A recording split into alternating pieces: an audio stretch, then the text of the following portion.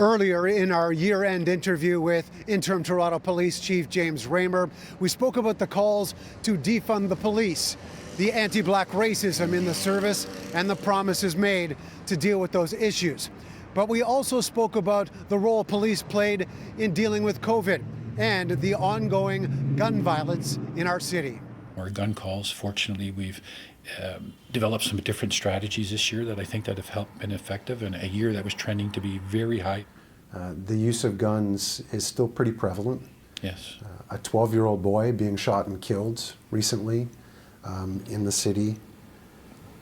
How do you convince people, if it can't be controlled by a pandemic and people staying home to a certain degree, how is it controlled otherwise? You know, it's a significant problem that really requires a whole of government, a holistic approach. It's not just the police. We're adapting and trying to do things differently. It's really a process of prevention and suppression as well as enforcement. We're trying to get much more involved in communities.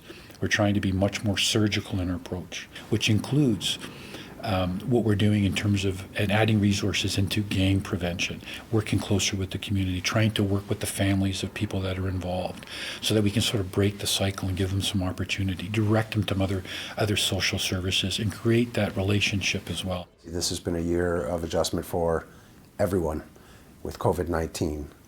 Police have played a significant role in everything that's been done in this city with the Emergency Operations Center, enforcement to a certain degree, above and beyond bylaw officers in the city. How would you define the role the police has played through all of this?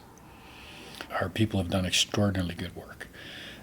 Very, very difficult time to come in, and they've come into work every day and doing the work that needs to be done.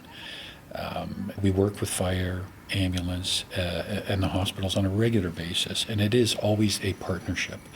And it's being led currently by Fire Chief Matt Pegg, but it's very much a collaborative relationship, and we're all working together. You know, from my standpoint in policing, we've had a key role because all of those calls for service are still continuing.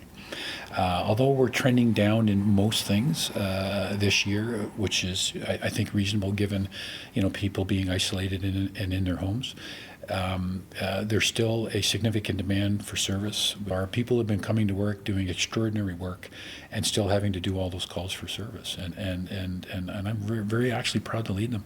At this point, it's not known how long it will actually take for Toronto Police to find a new chief. Raymer, however, did say that he is not going to be in the running for the role.